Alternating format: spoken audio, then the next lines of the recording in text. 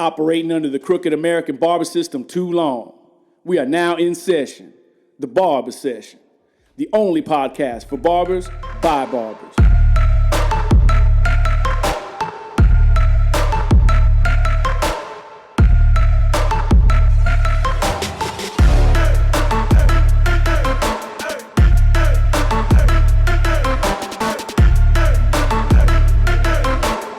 All right, guys, welcome back to another episode of the Barber Session. And as promised, we have Dennis of Babyliss. Thank you so much for being gracious with your time, man. I know you're a busy guy, lots of travel, lots of research, a lot of stuff on your plate, bro, as the director of the entire barber division of Babyliss. So thank you very much for your time, bro. How's it going? How you doing today? Good. Thank you for having me. So I'm glad we could make some time to do this. It's been a long time coming, so. It has been, man. And usually, you know, we're able to interact, and I see you on the circuit, as we say, by now a couple times. So it's been a unique year. No, obviously with the pandemic going on, no shows and stuff. So it's nice to, see you and talk to you for a little bit, man. It's been too damn long. Yeah. Where'd you get your hat at? How come I ain't got one of those hats yet? On the way, sir. If we were traveling, I would have already had one. You would have had one. Absolutely. But you got that custom one, though. You got that custom one. You got that Chris Loco special, bro. Only a few of those were made. So, Dennis, again, thank you for coming on, bro. I want to ask you, bro, how does one, because we get asked this question all the time for Tomb 45, and I'm sure you do for Babyliss and stuff like that. How does one go from platform artist to, from being a barber behind the chair to being a platform artist to then traveling all over the world as a platform artist and now the director of Babyliss? Like, how did that start? How'd you get started in that? Countless hours of contributing and never saying no. But I started out. My brother-in-law is the one that got me into the business, and I was actually doing carpentry, and this was in 03, 04, 05 in Michigan, and the economy crumbled, and I wanted to go to hair school and learn how to cut hair. I wasn't doing anything. He needed students. He needed faces in his school, and he just asked me if I'd go, and so I did. Started to learn a new trade. It was similar to carpentry. It's like working with tools, working with my hands. You're still building. You're building haircuts. You're shaping. You're using symmetry. You're measuring. So it was really familiar, and it. I don't know if you've seen some of my designs from my stage years, but it's very carpenter-like. It's all of building a design, not freestyle and fluent like some of these artistic barbers are able to do. But I don't know how those guys do that, man. That's definitely art, bro. I'd get lost in the design. Yeah, I always said I'm more of a builder than an artist, even when I was doing haircuts. So, but he was working for a company called Rusk, and they were a cutting company, very popular, 15, 20 years ago, and he'd been with them for a while. And he basically said, hey, you want to come to a hair show and you can assist. I got to shampoo and sweep floors and sweep the stages. And that's how I started. So I started going with him to hair shows, and we would drive to Chicago from Michigan. We'd drive to Grand Rapids. There was another one in Chicago at Schaumburg. I would just drive around to the shows with him in the Midwest, and I would help however I could and sleep on his floor in his hotel room. And I remember going there, and it was funny because I came from a construction industry and then went to hair, and my buddies, the jokes never stopped, but they would all ask me for haircuts. So they would say, I'm going to a Tigers game. Can you give me the Old English D? And I would say, yeah. I just never said no. And so I was doing designs and stuff like that. And so the point of me telling that is when I went to hair shows, I started to show people, and they were mostly hairstylists, and this has already been 10 years ago. So I was showing hairstylists some of this stuff, and they'd never seen anything like it. And barbering schools, there was only one in Michigan at the time. So I never went to barber school. I went to cosmetology school, and I had to learn barbering from working closely with barbers. So you're a Cosmo? I don't mean to, you're a cosmetologist first. Me as well, bro. That's dope. Yeah. I had to do the same path. Yeah. And funny enough, when you're in a salon, that's the majority of my income was from doing, color cuts, highlights. It's not, it's not what you think of when you think of barbering, but, that's how I was paying my bills is, the hair designs and doing men's haircuts was, that was more for me and to have fun, but the money wasn't in doing women's hair. But my buddies, they were asking me to do these hair designs, and I started showing, when I would go to these hair shows, I just started showing different people what I was doing with clippers and trimmers and showing my designs, and they'd never seen it. Like I said, this was 10 years ago, before Instagram and all that stuff. And one day the education manager said, do I think I can do that on stage?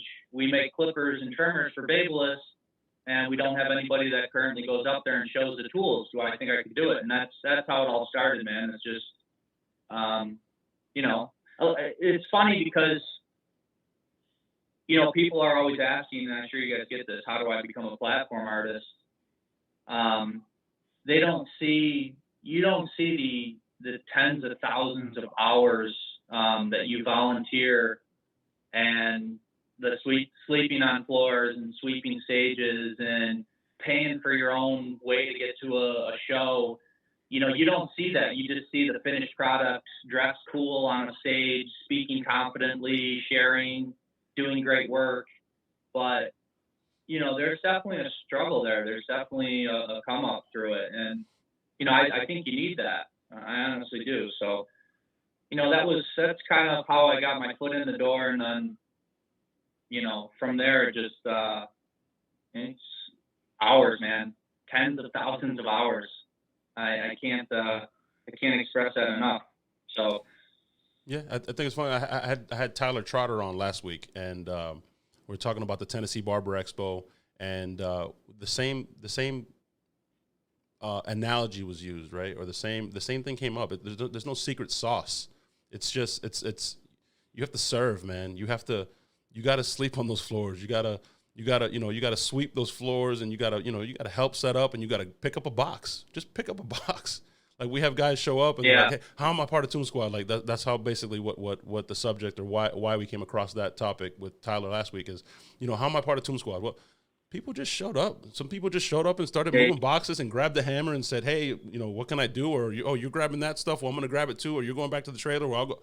You know what I mean? You uniquely, or us, we understand, because the analogy Tyler used was, everybody wants to be in the club when it's all elbow to elbow and you're having a great time and, let's have a drink and it's phenomenal. But nobody's at the club before the lights are dimmed down and the DJ shows up and the music's popping and it's packed. That's what you did. That's what Tyler did. That's what we've all done. You know what I mean? You pick up a box, you help set up, and then that's your foot in the door, and then just service, be present. And next thing you know, you're the director of Babyliss. You know what I mean? It's just opportunities, man. Yeah. Opportunities. You definitely got to be lucky. I had to be prepared for the opportunity and the circumstance. The timing and being in the right place at the right time, and all that plays in the. I'm very grateful. I honestly am very grateful. I remember the first. I went from sweeping floors, and shampooing models to I got a show request to go to Long Beach, and I thought it was a mistake. There was a few dentists that were on the Russ team, and I just thought, well, they accidentally sent me an email, because they would never send somebody from Michigan all the way to California. And I called the education manager, and I didn't want to let him know that I thought it was a mistake. So I'm like, I'm so grateful. Thank you very much. And I was expecting him to say, oh, mistake. I'm sorry, wrong dentist. And he just said, be prepared, because we're going to put you on stage. And those are those moments that you get, and I'm sure you've had them, where, you're by yourself on a plane ride somewhere or on the way back, and it's just like overwhelming with emotions how you got there and the opportunity that was given to you. So I'm very grateful, and I've had a couple of those with BaBylissPRO. They've been really, really good to me. It's grown me so much, and they've continuously provided me with opportunities and put me in a position to be successful. And I've given them that same respect back, with the amount of hours I've put in. So it's a mutual thing. It's a win-win. It has to be. Awesome. That's awesome. So talk to me about this original team that you created, right? When you guys were creating the barber division, and you brought on Jay.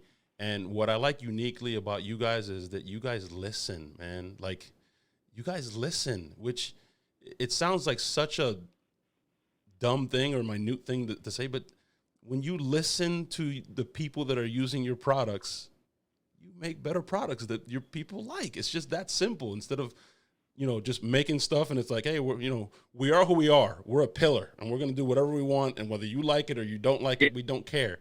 Not only do you guys listen, but the technology you put in your clippers, the thought that's put behind it, the blades and the graphite. It's just that was long winded, but you know where I'm going with it. Dennis, like talk to me about that. Like when you guys brought on Jay and stuff, and you just had the ears of the barbers.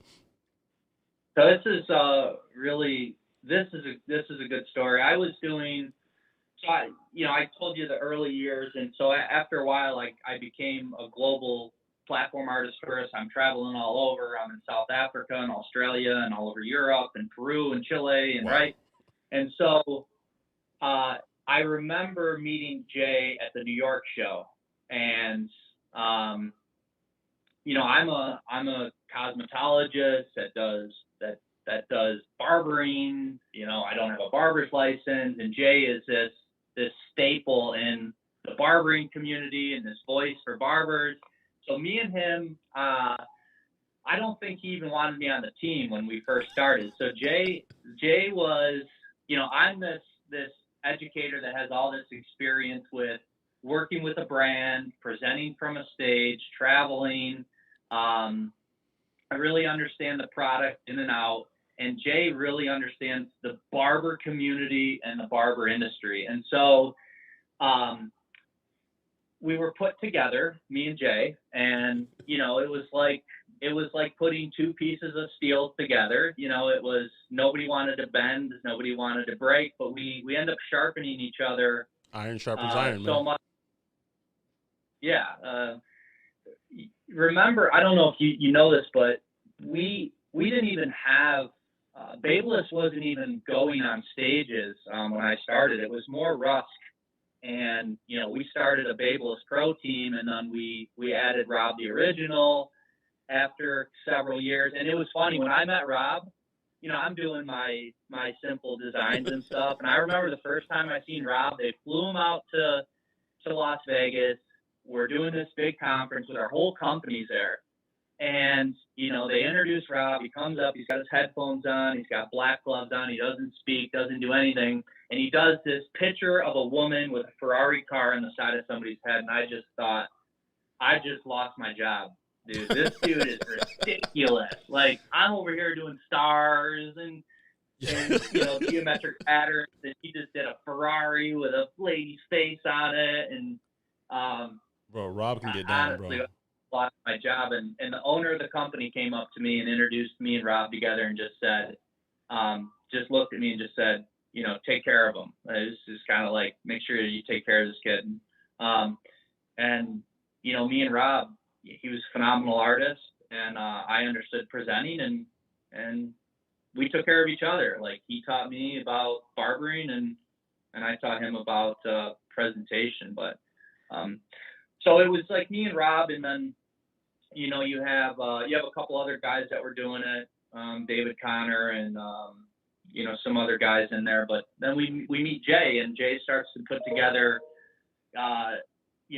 this group of assassins, basically. He's going and he's bringing in all these big name people that I see on Instagram, and I wasn't really on Instagram, and I'm thinking that we're going to get these guys in a room, and they're going to be like, who the hell am I? I don't have any following, and what can I share with them? And it wasn't like that at all. I mean, you meet the Sophies and the Hawks and the Los Cuttits and the Patty Cuts of the world. You meet these guys and you realize that they're successful on social media because they are humble and they are hardworking and they don't think they know it all and they don't think that their journey's complete. And it was very like-minded when we started to do these trainings together. And there was just this awesome synergy between what I was bringing, what Jay was offering, what the new team members were offering, what Rob was already doing. It was just this amazing synergy, and we just started to roll forward. We didn't have the greatest tools at the time, but we had a great team, and these guys were giving so much input on the tools from every angle that eventually you started to see that materialize also. That's awesome, dude. But speaking on the team, right? I think one of the things that I like about you guys a lot is just you don't just say, hey, we're Babyliss, come be a platform artist for us and travel, and here's a stage. You guys spend time on your team. You invest into your team, not only as platform artists and not only as professionals, but as better people as well. And you guys do these retreats, right? I think you did one in Tampa, the best city in the world, by the way, the best city in the world, hands down. Yeah. You guys did one in Tampa, and you guys touch on public speaking, on how to be a professional. I mean, everything. Talk about that, man. How the investment you guys put into your team. It's not just, there's a lot of companies out there that say, hey, you're awesome at what you do. Go be on stage and then see you at the next show type thing. And it's something that, I'll see you at the next show, and I could care less what happens in that gap between show to show. You guys are fully invested into your team, which I think is awesome. Yeah. So we would never want to bring somebody on board and ever put them into a position where they're not going to be successful. So, I'm not going to take, let's say I'm not going to take, Sophie. Okay. Sophie's phenomenal talent, understands branding, second to nobody that I've seen. She really understands her brand. Oops, hold on. Sorry, my computer screen just shut off. Nope, you're good.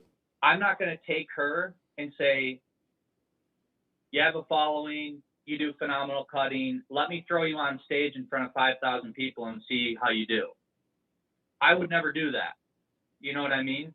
Because I'm putting her in a position to, even if she hits a home run, like somebody like Vic Blends, Vic. Yeah, Vic you could probably put on stage. Superstar. Put Vic on a stage with 20,000. He's gonna probably take his shirt off, crowd jump. He'll be cutting hair. Right? He live in the moment. Not everybody's like that though. So you don't want to. We never want to put somebody in a position to be unsuccessful. So when we look at these trainings, I'm not going to teach you how to cut hair. That's the last thing I want to do is try to teach you how to cut hair. If I got to teach, I'm not teaching Los Cuttits how to do designs. I'm not teaching Sophie how to do tapers and fades. And either is Jay. Like if me and Jay got to teach somebody how to cut hair, we are in big, big trouble. Yeah. Like that's not where I want to be investing my time is teaching you how to cut hair. So that's the first thing. A lot of companies in the old school way was we get you in our system because this person and this person. We're going to teach you our cutting philosophies. We're going to teach you our terminology, our company story, and they program you, they put you on stage, and so you get this consistent message. It's the McDonald's theory where if I go to McDonald's anywhere in the world, I know the color of the building, I know what the workers are going to wear, I know what the burger tastes like, what the fry tastes like. Education systems were set up like that. The Paul Mitchells of the world, some of these old, long standing education programs were always consistency. No matter which educator I send you, I want you to get the same message. That really changed with social media and influencers. And we don't want to program these guys what to say. So what do you train people on?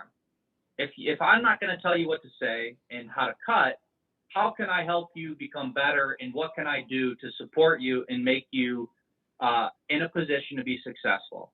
I can teach you how to present. I can teach you how to present tools. I can teach you how to install confidence into the people that you're communicating to. I can teach you how to be selfless on stage instead of full of yourself, so that you're truly giving and you're truly a servant as an educator. I can teach you how to get, to Europe, to South Africa. I can teach you how to be better at managing your money and your expenses. But I don't want to have to teach you how to cut hair, and I do not want to teach you how to self-brand.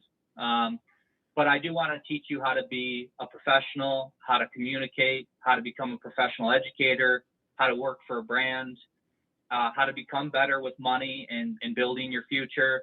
Those are things that we feel like we can do to help put people in a position to be more successful. And that's what our whole education is about. It's not about saying what I want you to say on stage or say the terminology or get up there and say that this has a brushless motor and a lithium battery and this and that. Nobody wants to hear that. Like, I want to hear how Los cut it, what he's thinking about when he's doing a design. And then tell me what you like about the tool. You don't just regurgitate what I'm saying. I want to know what you like about it and what makes it better for when you're using it. And those are some of the things that we preach with our education department, which I think is different than what was being done. Well, I think when you do that, right? Tell me what you like about the product. You're almost speaking to me. You're speaking to the barber. You're speaking to the professional. Because if you're telling me the brushless motor and the lithium, like you're saying, it's almost like you're reading the back of the box. Like, you're right. I don't want to hear that. Make it exactly. Where's the connection with the tool? Tell me what you like about it, because then I can relate to that. Oh, okay, you like this about it. You like that the lever is positioned here because it's more comfortable, or you like that it's shaped this way because you know what I'm saying. So that definitely makes sense. Speaking of brushless motors and batteries and lithium batteries and et cetera, man, I will never forget, bro. And I did a video on this on YouTube. I don't know if you saw it or not, but my experience at the Gold Party. By the way, thank you for the invitation. Bro, what was that? What was that? Because I have never, and I said in my video, I don't know any other clipper company doing gold parties with a pyramid of gold bars that are clippers numbered, freaking, one of a kind. You can only get them. You can't get them anywhere else. Just the people invited to that party. And that was the release of the Gold FX clipper and the technology in that clipper, bro. Talk about the Gold Party, why you guys are trying to, break down barriers and just change the game, and then the technology that's in that clipper, because it's almost like it's OD, bro. It's like, wow, they went above and beyond what you guys needed to do for a typical clipper, and it's amazing. I love that thing. That's a true collaboration with tons of people. So, you had Jay who's doing the show, and Jay is very, very creative. I think he was the one that wanted to do the gold bars, which I thought was awesome. I was trying to get him in this pyramid on the stage, and I remember it was funny because we ordered, I don't remember how many gold bars we ordered, 500 or whatever it was, and they shipped into the office, and I remember I was setting them up in one of our conference rooms. So you walk by the conference room in this corporate office, and there's just these pyramid of gold bars in there. And I left them in there for a week, and everyone's like, what are you guys doing with these gold bars in this room? And blah, what's going on here? And, but guess what? That's what, made that so special and so different, is because it wasn't just, your traditional, go to market. We really wanted to do something special.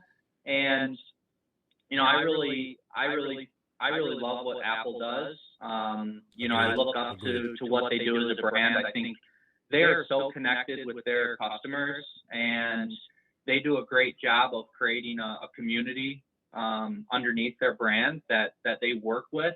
And you get a certain sense when you buy an Apple product, when you're opening the packaging, when you get the product in your hand, it makes you feel different. And, that was what we wanted to translate. And we wanted the people that got that first look and that got to see the keynote presentation.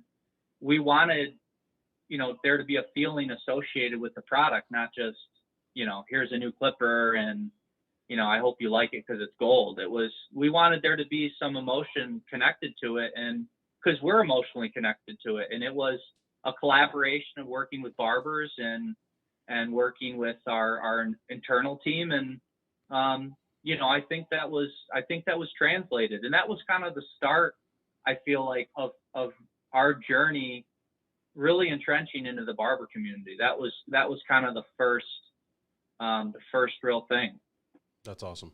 I remember that party. I remember it vividly, man. It was just unlike anything else that I've been to related to a launch of a product in our industry. And I remember at one point, Jay said, everybody go live, man. And all these influencers and all that energy in that room, it was intense. It was crazy. In reference to the skeleton trimmer, bro, tell me, because I was lucky enough to be one of the ones. You came down to EWP, Education with a Purpose, here in Tampa. We invited you. Thank you for coming. And we were one of the early ones to see the prototypes and see the molds and stuff, man. How did this come about? I said it in the promo video. I have to know, bro. Did you draw this on a napkin somewhere? Did you wake up in the middle of the night and were like, oh my God, this is where did this thing come from? This iconic trimmer.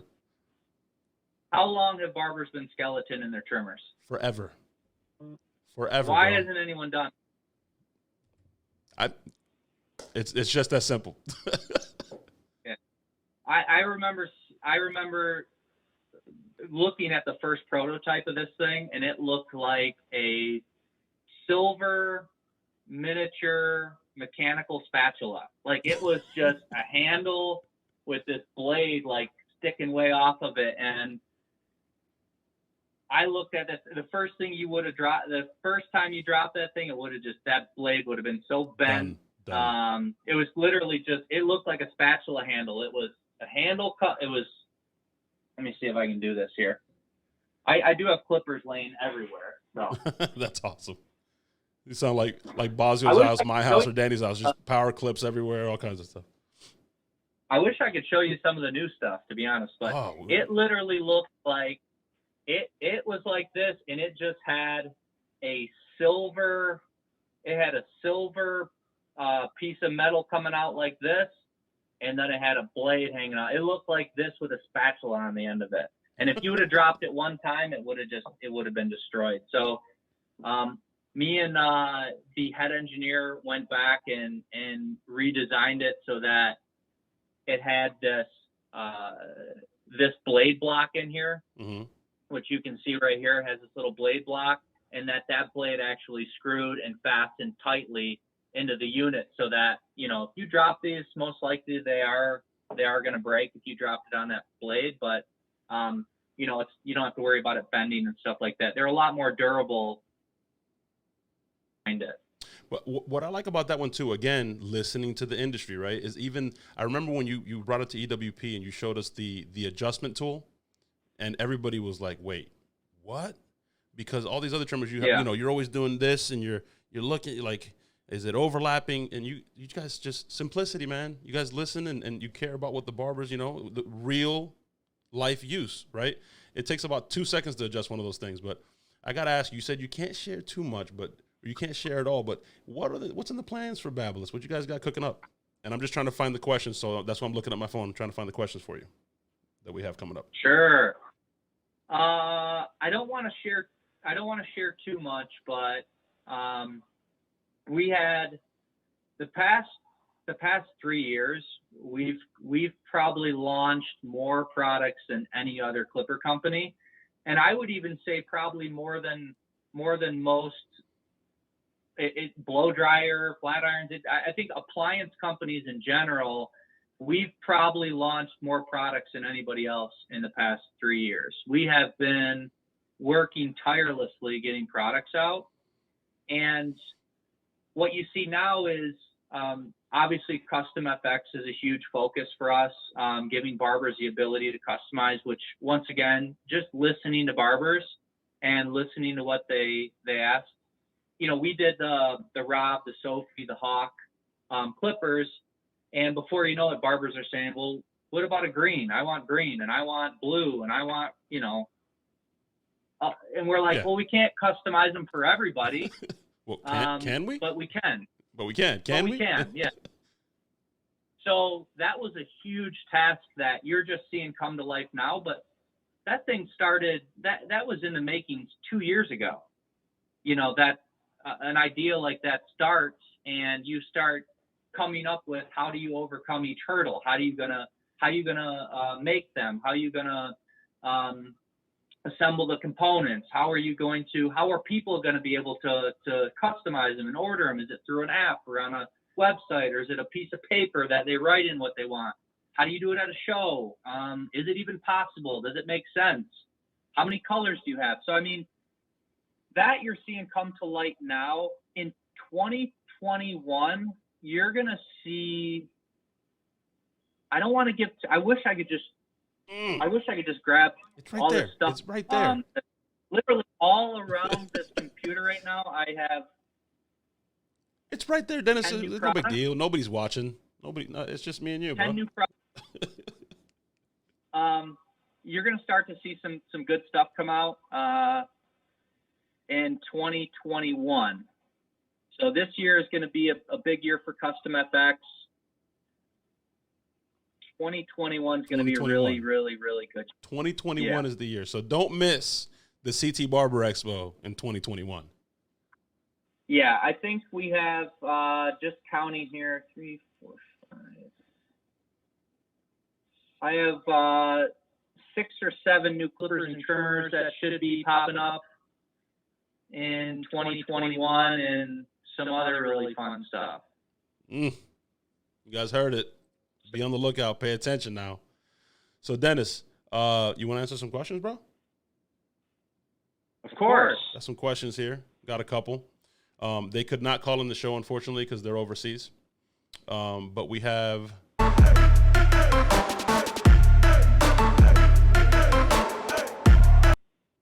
Gerg Style.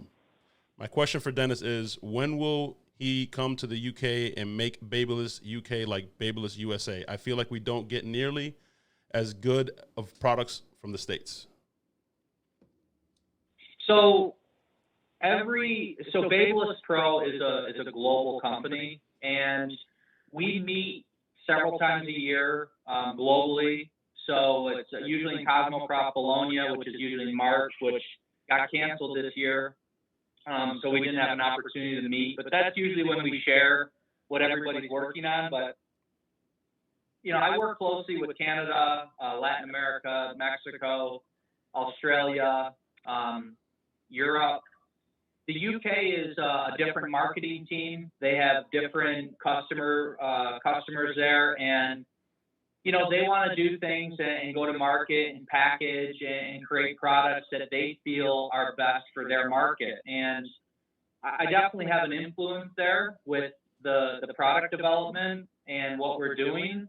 But, you know, at the end of the day, I mean, if they want to do it in, you know, black chrome and not do it in gold and rose gold, I mean, they're doing that because they feel like that's best for their market. Now, the amazing thing about social media is I think that's starting to change a little bit because of social media, people are starting to say, I've seen this in the US, how do we get it here? And so they're pushing a company like BaBylissPRO to be more global when it launches and releases products. And that's something that, you know, we definitely need to get better at and need to have a singular focus. But you'll notice it with even the competitors.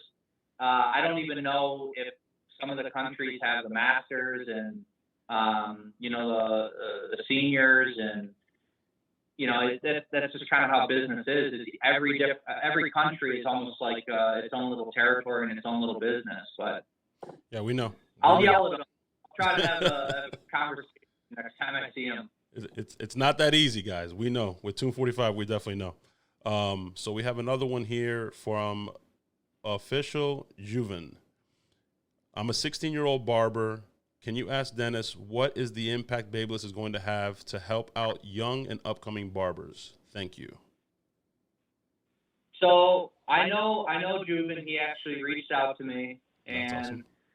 He's a 16-year-old barber, and he wants me to, you know, try to hook him up with some free goods, and I'm going to. So if he's listening, I'm going to. But I want to see you putting in work before I send you Serve. Sweet. a few dollars clippers. I want to see that you're working, because if I could give you, if I had, $1 for every single person that wanted to test out clippers for us and they were going to, save our company and save our testing, process.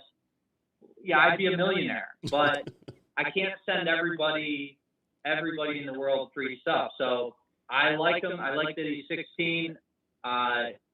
We're always trying to help young barbers. We get barbers that, hey, I'm 12 years old, I'm 10 years old. I'm sure you guys get the same thing. Oh, bro. I love that. And we want to help those guys out, but I want to see you doing work still. And I would tell, I don't care if you're 20, 30, 40, I tell you the same thing.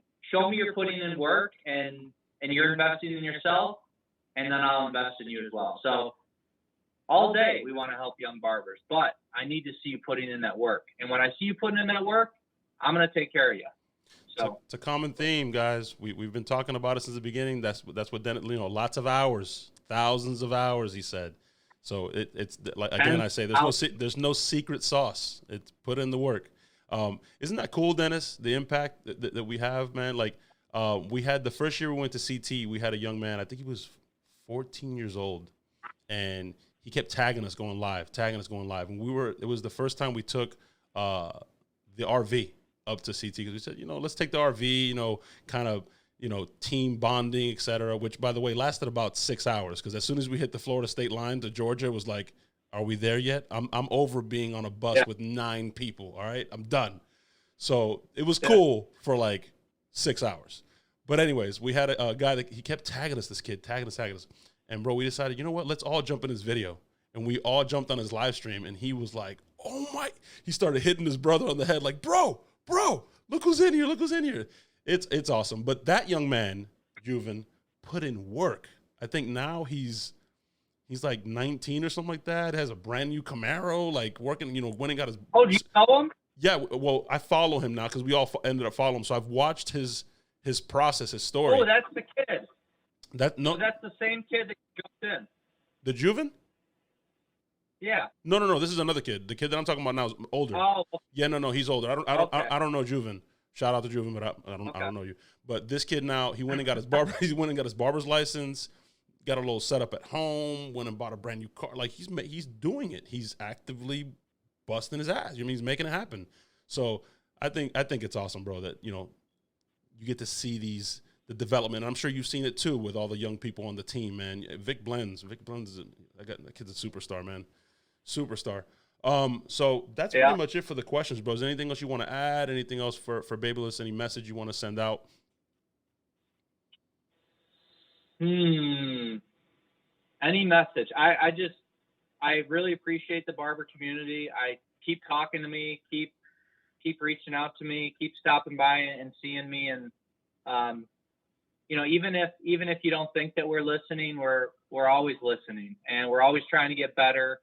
And we've yet to make a perfect clipper or trimmer. So, even the skeleton, which you touched on earlier, is in my opinion, and this might be a little biased and early, but I think it's got to be one of the best pieces that's ever been introduced to the barber industry, in my opinion. I'm gonna stop you right there. I said it before we started recording. It is an iconic trimmer, and it hasn't been out for more than 2 years. It is the best trimmer that I've ever used, hands down, period. Like, there's no questions. It's the best trimmer out. And it still needs to get better. And those are the types of things, because of the feedback that we get from barbers, those are the things we understand. There's, they get loud and things like that. We are working tirelessly to make that thing even better. So keep talking to us, and just know that even if we're not saying it publicly, that we are grinding and we're working to make products for you. I mean, that's what we're here to do. That's what keeps us up at night is comments from barbers saying, this is, my trimmer's loud, or this or that. And, that's what keeps me going. That's what keeps us going. And I think that's one of the messages is communication. Just keep communicating with our team, and, don't ever stop doing that. Even though a lot of people say, hey, I know that you're busy and you probably won't answer. I love those messages. Those are the ones that I actually go and answer because that's how you started it off. Now I'm making it a point to go and answer and to open up communication. So communication's huge. And then the Custom FX program, I am really excited about what that is doing. I think that is one of those things that is going to change the perception of how we order and how we buy clippers and trimmers. I mean, you guys are seeing the clipper on there now, and it's available in 11 different colors, and you can pick your blade and different things like that. The possibilities are endless for this. I mean, you guys know that the skeleton's coming next on there, so I'll say that publicly now. Woo. The skeleton will be offered on there. Hopefully, Skeletons. we're shooting for September, maybe CT Expo. Skeleton will be available on there. Foil shavers will be available on there. Custom FX accessories will be available on there. We might even launch some new products available in Custom FX on there. So maybe a new clipper, maybe a new trimmer. I don't know. Okay. Who knows? Okay. Breaking news. But to me, the ability to order a clipper however you want it, with whatever blade you want on it, that to me is a complete, like a barber is an artist. And they use tools to create their craft. So as an artist and as a barber, just to be able to go and say like, this is custom, this is mine, this is, this is made specifically for me and how I like it. To me, I think that's unparalleled. And I think that program is going to continue to grow and lead us into the future. So that's awesome stuff, bro. That's awesome stuff. And we talked about it with Apple, right? It emotionally attaches you to it, right? I've had Android phones. I'm sure some people have, and there's going to be the Android haters out there. That's fine, man. But I've never had an Android phone that I've been emotionally attached to. Like my iPhone, and everybody that's an iPhone person knows what I'm talking about, man. You have an emotional attachment to that thing. By the way, I'll fight you because it's happened to me before. You know what I'm talking about, Dennis, because you talked about opening the box, and it just feels different, right? When I get my phone at the store and the freaking guy takes the sticky stuff, that satisfaction off of my phone, bro, I want to go irate. Like, don't do that. Don't touch. Let me do that, and then you can program it and activate it. Don't take the sticker off, bro. Get my blood pressure up.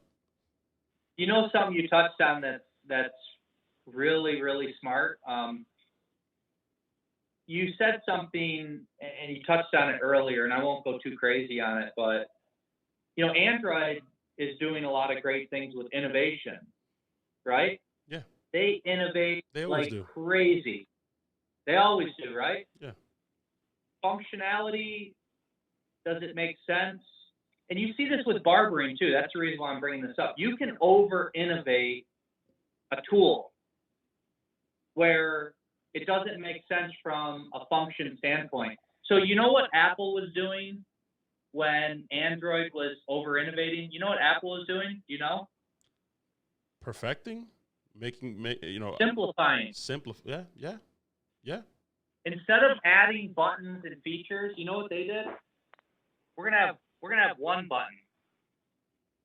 They were simplifying. They were making it so the function, it was easier to use for the consumer.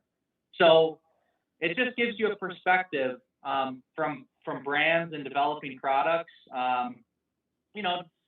Should I put an LCD screen on this and do a bunch of stuff to it? I don't know. Maybe. Maybe. Maybe. Are you going to use it? I don't know. I don't know. I love it. When barbers start asking for stuff, that's when what barbers are usually asking for is it's usually related to mechanical. It's usually related to function. It's blades, motors, shape, battery life. Battery life, which you guys have been huge in assisting with. I love working with you guys. It's I feel like you guys are like-minded with BaBylissPRO. Yeah, we definitely have. There's a lot of synergy there, man, and we definitely appreciate you and working with you, man. And I remember you, putting a little setup at CT for us. That was you definitely show a lot of love, bro. We appreciate that. I still got to send you the bill for that. I got to send Danny the bill. Yeah, send Danny the bill, bro. Don't send me the bill. Send Danny the bill. Thanks for having me on, and you guys keep doing your thing. Keep being authentic. Keep being 245. Keep pushing the envelope, and you guys are doing it, man. You guys are making waves. So I love to see companies like you guys, good people. I like to see you guys do well. So. Well, it's definitely appreciated. Thank you for coming on, bro. Thank you for being so gracious with your time and sharing your story. And the message of the day is serve, and function. Function. Tyler said it last week too, man. It's hilarious. So many parallels between last week's episode. Tyler's message that he wanted to leave everybody with was function over form. You can look the part, but man, if you're not functioning, it won't matter.